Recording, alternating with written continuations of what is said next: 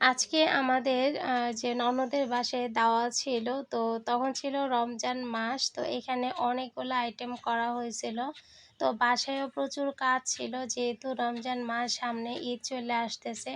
তার জন্য ঘরে অনেক কিছুই পরিষ্কার করা ছিল। তো যেহেতু দাওয়াত ছিল, দাওয়াতের কারণে দেখবেন কি রান্নাবান্না কম হয়। আর ওই দিনে আমরা অনেকেই আছি, ঘর বা যে এক্সট্রা যে কাজগুলা থাকে এগুলা করার চেষ্টা করি। তো ছোট আপার বাসায় গিয়েছিলাম। তো যেহেতু রমজান মাস, ভাজা পোড়া তো অবশ্যই থাকবে। অনেক আইটেম করেছিল এখানে সবার জন্য। লেবু এবং ট্যাং মিলিয়ে শরবত করেছি। তারপরে এখানে আমাদের জন্য চিকেন বিরিয়ানি রান্না করা হয়েছে, তারপর ডিম, তারপর তরমুজ আছে। আর এখানে হয়েছে গিয়ে সালাদ আছে। আর এখানে চিকেন ফ্রাই আছে।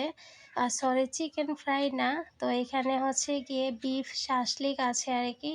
আর কাবাব আছে, চিকেন কাবাব।